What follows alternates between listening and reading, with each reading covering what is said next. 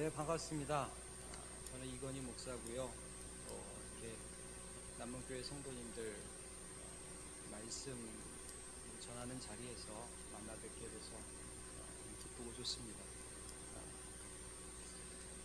지난 11월 공동의회 이후에 한 3, 4개월의 시간이 지났는데 쭉 저를 위해서 기도해 주시는 것을 제가 많이 느꼈습니다. 교회 배례로 한 3개월간 쉬면서 재충전의 시간을 가질 수 있었고, 또 교회 비전에 대해서 여러 가지를 고민할 수 있는 시간을 가졌습니다. 다시 한번 여러분께 감사의 말씀드립니다. 요즘과 같이 목사직 세습이라는 교회의 형태가 세상에 지탄을 받는 이런 때 후임으로 현 담임 목사님의 아들인 저를 믿고 청빙한 당회와 남문교회를 보고 놀랐습니다.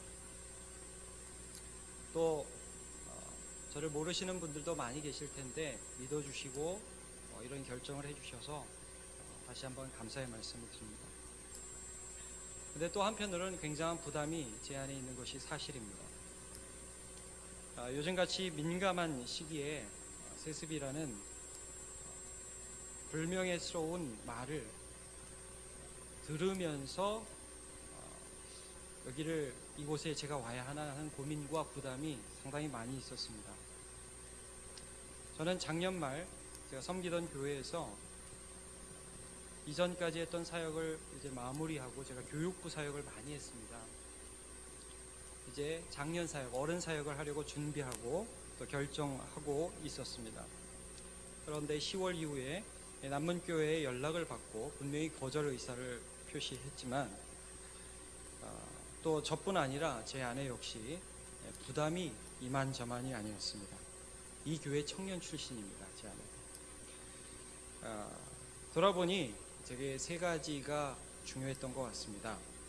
제가 섬기던 교회 원로 목사님이신 최용준 목사님의 강권과 특별히 여러분의 공동의회에서의 교회에서의 결정, 그리고 또 부족한 저를 믿고 부산까지 찾아와 주신 장로님들의 열심, 이런 것들이 저에게 이 과정이 하나님의 인도하심이라는 그런 확신을 갖게 했습니다. 그런데 제가 아직도 솔직히 하나님께서 남문교회로 저를 부르신 그 이유가 무엇인지에 대해서 다 모르겠습니다.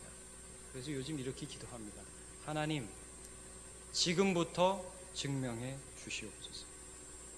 제가 여기 와서 잘은 모르지만 순종해서 왔는데 하나님, 이곳에서 하나님이 부족한 저를 통해서 일하시면 하나님의 영광이 나타날 줄로 믿습니다.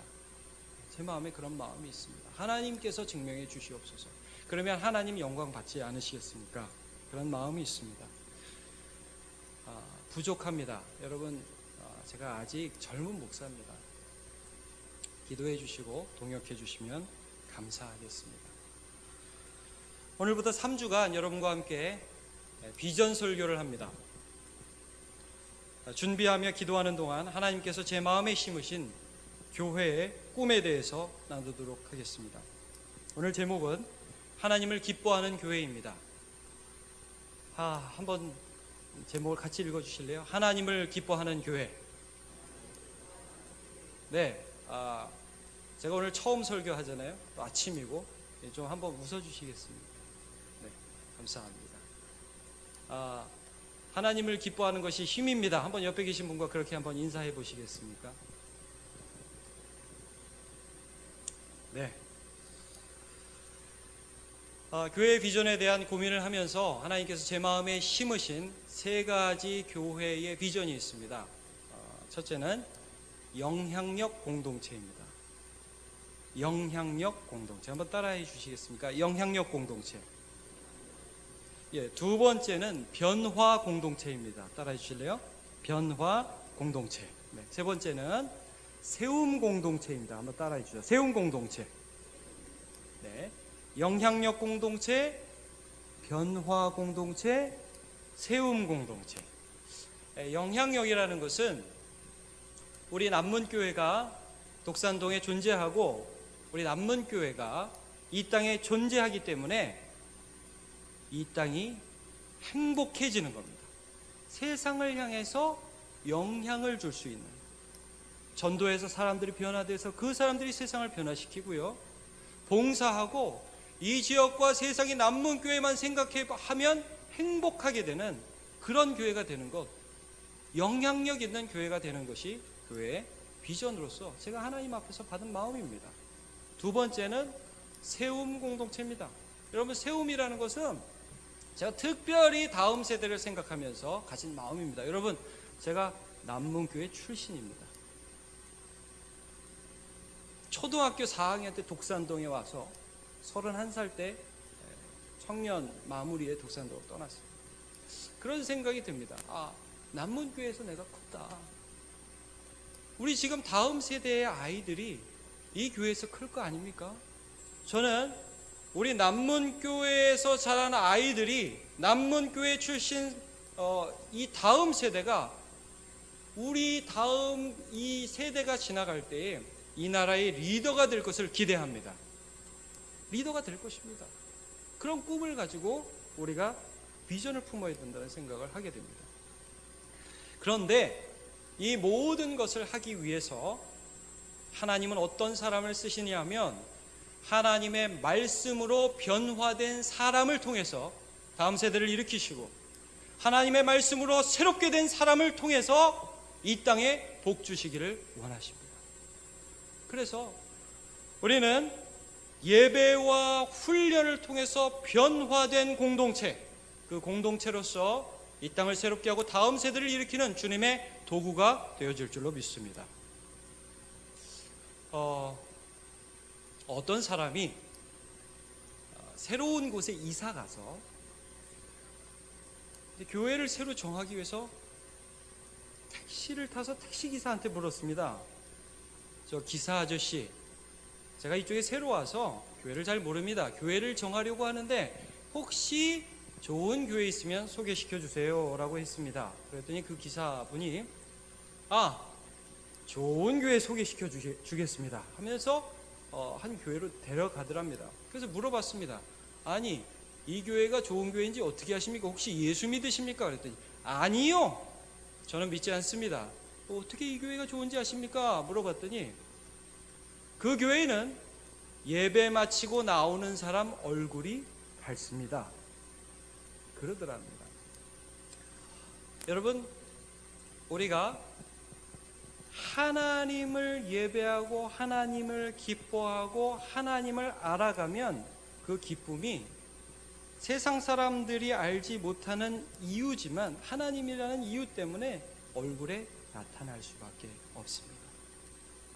오늘 우리가 본 말씀은 느헤미야라는 선지자를 통해서, 느헤미야라는 지도자를 통해서 하나님께서 우리에게 주신 말씀인데요, 이 공동체가 아름다운 교회의 모습, 하나님을 기뻐해서 변화된 모습을 보여주는 그런 교회의 모습을 기록하고 있습니다. 저는 오늘 본문에 나온 이 교회의 모습을 미친 교회라고 표현하고 있어요. 세상 사람들이 볼 때는 미친 겁니다. 이 교회의 모습이 제정신이 아닙니다. 왜 그러냐 하면 이 교회는 세상이 이해할 수 없는 눈물이 있었고, 이 교회에는 세상이 이해할 수 없는 기쁨이 있었습니다. 설명이 안 되는 눈물과 설명이 안 되는 기쁨이 있었습니다. 자, 눈물의 의미부터 여러분 잠깐 저와 말씀을 나누도록 하겠습니다. 사랑으로 나를 압도하시는 하나님, 그분을 기뻐하는 눈물입니다. 자, 저를 따라 한번 해주십시오. 사랑으로 나를 압도하시는 하나님을 기뻐하는 눈물. 눈물의 이유가 있지 않습니까? 우리가 울 때 이유가 있죠. 여러분, 아무 때나 막 울지 않지 않습니까? 기뻐서 울기도 하고, 슬퍼서 울기도 하고, 좋은 일이 있어서 울기도 하고, 너무너무 가슴 아파 울기도 하고, 모든 사람은 울 때에 이유가 있습니다. 이 느헤미야가 함께 했던 이스라엘 공동체가 울었던 이유가 있습니다. 그 이유는 사랑으로 자신들을 찾아오시는데 마치 쓰나미가 자신들을 덮치듯이 그렇게 자기를 찾아온 그 하나님 때문에 흘리는 눈물이었습니다. 자, 우리 8절과 9절을 한번 같이 읽어보도록 하겠습니다. 시작. 하나님의 율법책을 낭독하고 그 뜻을 해석하여 백성에게 그 낭독하는 것을 다 깨닫게 하니 백성이 율법의 말씀을 듣고 다 우는지라. 자, 여기까지만 읽겠습니다. 하나님의 율법책을 낭독하니까 그 말씀을 깨달아서 그 말씀을 듣고 다 울었습니다. 남녀노소 다 울었습니다. 근데 이 말씀을 듣는데 하나님이 자신들을 너무너무 사랑한다는 것을 가슴 깊이 느낄 수가 있었습니다. 이 느헤미야의 배경에 대해서 잠깐 여러분과 말씀을 나누겠습니다. 이 느헤미야는 어떤 배경이냐면 이스라엘 백성들이 하나님께 잘못을 해도 너무너무 많이 했습니다. 우상 숭배하지 말라고 했는데 너희들 공평하게 백성들을 다스리라고 했는데 너희들 포악하지 말라고 했는데 하나님의 뜻을 계속해서 어긴 북이스라엘 남유다를 하나님이 치셨습니다. 그래서 북이스라엘은 아수르라는 나라에 의해서 끌려가고 패망하고 나라가 없어졌어요. 남유다는 바벨론이라는 나라에 의해서 포로로 끌려갔습니다. 자신들이 잘못해서 끌려갔어요. 그런데 70년 만에 하나님이 아니라면 도저히 하실 수 없는 기적이 일어났습니다. 세상 어떤 나라가 포로로 끌려간 나라에서 다시 자기 나라로 그 백성 그대로 돌아올 수가 있습니까? 바벨론이란 나라는 유다를 멸망시켰는데 이 나라는 없어졌어요. 새로운 신흥국가인 페르시아가 일어났습니다. 바사 제국이라고 하죠. 그 바사 제국의 고레스 왕이 이 백성들을 다시 본국으로 귀환시킵니다. 그리고 나서 또 어떤 기적이 일어나느냐 하면 느헤미야라는 지도자를 사용하여 주셔서 이 백성에게 예루살렘 성벽을 건축하게 하십니다. 도저히 이해할 수 없는 하나님의 기적이 일어납니다. 그런데 이런 기적이 일어나는 모든 사건들을 보면서 백성들은 몰랐습니다. 잘 몰랐습니다. 하나님이 이것을 하시는 것 같은데 이게 도대체 뭔지 잘 몰랐습니다.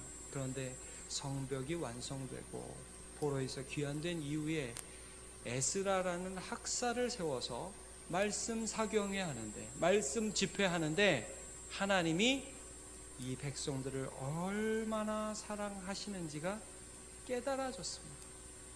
하나님이 우리가 잘못했는데 우리를 사랑하여 주셔서 이곳에 다시 보내주셨구나.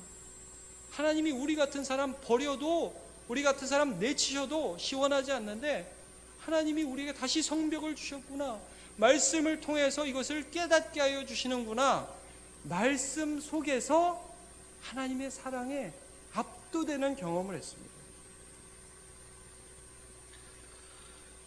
여러분, 사람들이 회개하는 것을 보면 그 사람이 어떤 삶을 살았는지 알 수 있다고 주장하는 사람도 있습니다.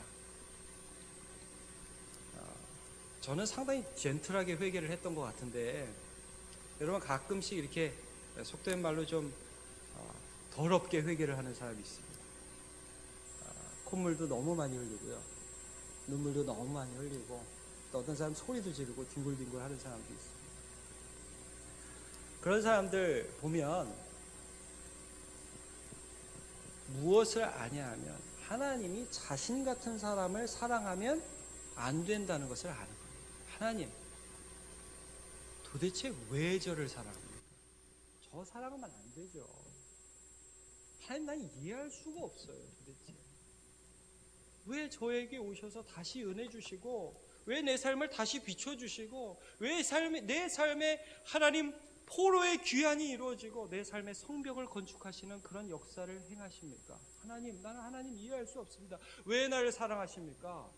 여러분, 그래서 우리 찬송하지 않습니까? 하나님의 은혜로 있을 데 없는 자 왜 구속하여 주는지 난 알 수 없도다. 내가 믿고 또 의지하면 내 모든 형편을 잘 아는 주님 늘 돌보아 주실 것을 나는 확실히 압니다.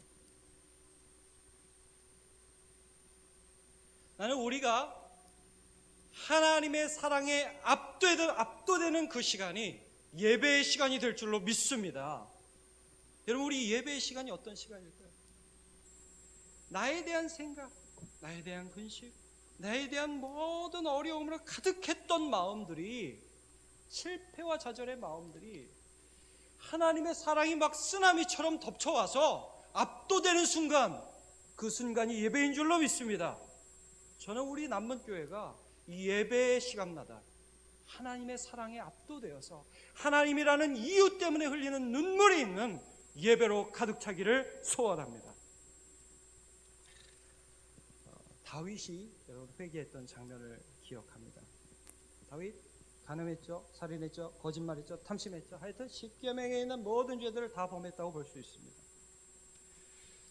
우리는 그가 나단 선지자의 죄의 지적을 받았을 때 하나님 앞에 회개했던 것을 기억하죠. 내가 범죄하였나이다, 바로 엎드립니다. 그래서 많은 사람들이 다윗이 위대하다고 얘기합니다.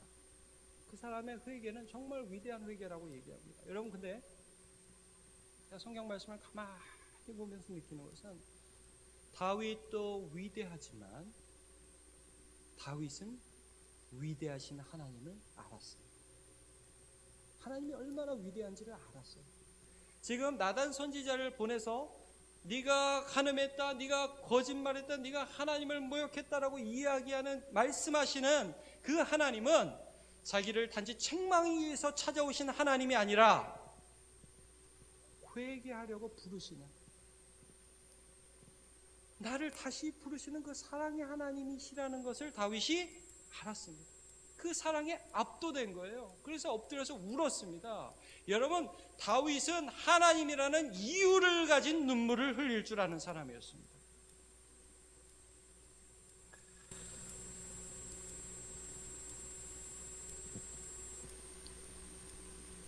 여러분, 우리 남문교회 이제 예배 시간마다 저는 여러분 들어오시면서 은혜 받았으면 좋겠습니다.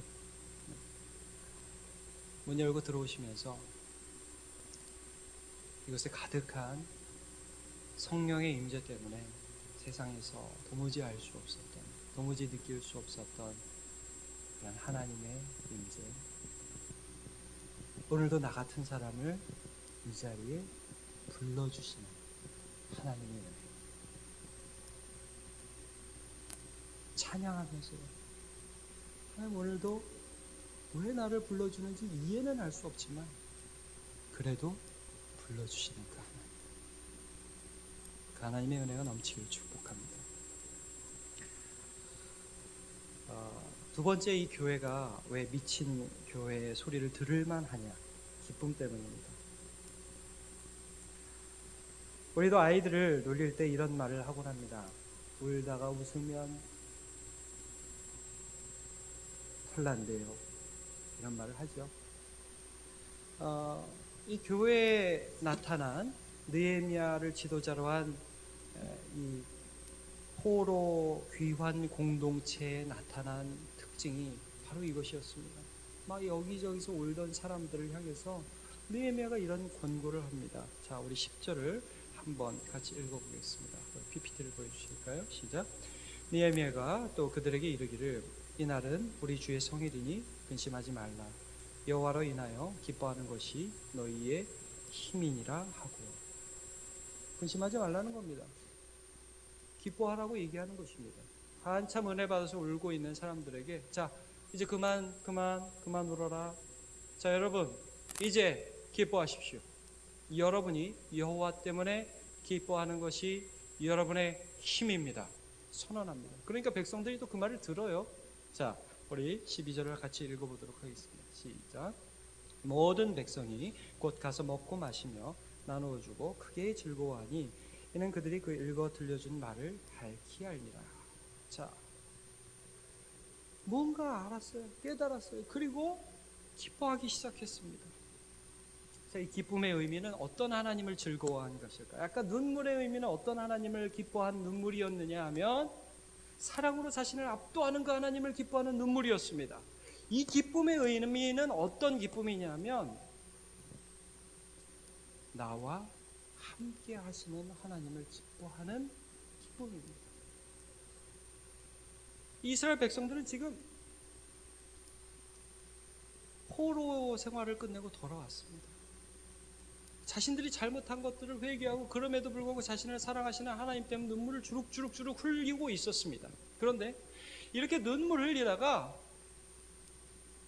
느헤미야를 통해서 하나님께서 선포하신 말씀을 듣다 보니까 어떤 생각이 드냐면, 앞으로 내가 또 넘어질 수도 있고, 앞으로 내가 또 나가서 실수할 수도 있고, 앞으로 나가서 어떤 어려움이 닥칠지 도무지 알지는 못하겠지만, 그러나 분명한 게 있다. 이 하나님이 나와 함께 하신다. 이 하나님이 앞으로도 나와 함께 가신다. 이게 믿어지는 겁니다. 하나님이라는 이유가 쫙 믿어지니까요, 기뻐할 수 있습니다. 그래서 너희들 기뻐해라라고 선포하고 있습니다. 저는 이런 현상들을 제가 수련회를 섬길 때 많이 경험합니다. 여러분, 제가 청소년 사역을 오래 했습니다. 12년 했습니다. 청소년 사역. 이제 학생들 데리고 수련회 갑니다. 가면 저녁 집회 때 은혜를 받습니다. 첫날에는 못 받아도 둘째 날 이제 보통 받습니다. 그러면 애들이 막 울어요. 엉엉 울고 눈물을 막 합니다. 집회 다 끝나고 나서 함께 찬양하면서 우리 하나님을 기뻐하자고 하면요, 막 울다가 애들이 아직 눈물 자국도 지워지지 않았는데 막 뛰면서 얼마나 좋아하는지 모르겠어요. 할렐루야 하나님을 찬양합니다 막 하면서 얼마나 좋아하는지 몰라요. 저는 압니다. 걔들이, 그 학생들이 한 일주일 후에 다시 넘어질 수 있다는 사실을 압니다. 그러나 여러분, 그 학생들 마음에 지금도 살아계신 하나님을 저는 믿습니다. 여러분, 우리 마음 가운데요, 뭐가 믿어지는 시간이 예배 시간이냐 하면, 내가 연약한 게 믿어지는 시간이 예배 시간이 아닙니다. 연약한 내 삶 가운데, 이번 한 주 가운데에서도 역사하실 강하신 하나님이 믿어지는 시간이 예배 시간입니다. 함께 하시는 하나님이 믿어지는 시간이 예배 시간입니다. 다윗은 이 기쁨을 이렇게 표현했습니다. 시편 4장 7절 말씀을 같이 읽어보겠습니다. 시작. 주께서 내 마음에 두신 기쁨은 그들의 곡식과 새 포도주가 풍성할 때보다 더하니이다. 사람들은 보통 곡식이나 포도주 있을 때에 기뻐합니다. 다장마당에서 수확을 거둘 때 너무 기뻐합니다. 곡식을 거두고 또 포도주 집틀에서 포도주를 짤 때, 와, 우리 집에 포도주가 이렇게 많아지는구나 할 때 너무너무 좋아합니다. 그런데 다윗은, 나는 그것들이 싫은 것은 아니다. 그것도 좋지만, 그러나 하나님이 나와 함께 하셔서 그 하나님 때문에 얻는 기쁨들과는 비교할 수가 없다. 이렇게 말씀하시는 것입니다. 모든 신앙의 선진들, 믿음의 사람들이 이런 고백을 했습니다. 여러분, 우리 빌립보서 4장 12절 말씀을 한번 같이 읽어보도록 하겠습니다. 시작. 나는 비천에 처할 줄도 알고 풍부에 처할 줄도 알아. 모든 일, 곧 배부름과 배고픔과 풍부와 궁핍에도 처할 줄 아는 일체의 비결을 배웠노라. 내게 능력 주시는 자 안에서 내가 모든 것을 할 수 있느니라. 여러분, 바울은 믿어졌습니다. 선교행하면서 전도하면서 여러 곳을 다니면서 풍부할 때도 있었고 없을 때도 있었지만, 그 모든 때에 나와 함께 하시는 하나님을 경험했고, 지금도 경험하고 있고 앞으로도 경험할 것이라는 것을 믿었고 확신했습니다. 그래서 기뻐할 수 있었습니다. 이것이 바울에게 힘이 되었습니다. 하박국 선지자의 말씀, 하박국 선지자를 통해서 하신 말씀도 함께 보겠습니다. 하박국 4장 17절 18절 시작. 비록 무화과 나무가 무성하지 못하며 포도나무에 열매가 없으며 감람나무에 수출이 없으며 밭에 먹을 것이 없으며 우리의 양이 없으며 외양간에 소가 없을지라도 나는 여호와로 말미암아 즐거워하며 나의 구원의 하나님으로 말미암아 기뻐하리로다. 아멘. 하나님이 우리를 압도하시고요, 지금 하나님이 부족한 나와 어려움이 가득할지도 모르는 나의 인생의 앞길에서 여전히 함께 하실 것이 믿어지기 때문에 기뻐하는 저와 여러분 되시기를 예수님의 이름으로 축원합니다. 여러분 3월 25일부터 특별 새벽기도회, 고난 중한 특별 새벽기도회 있습니다. 제가 열심을 다해서 준비하고 함께 기도하겠습니다. 이번 주부터 제가 수요 예배 인도합니다.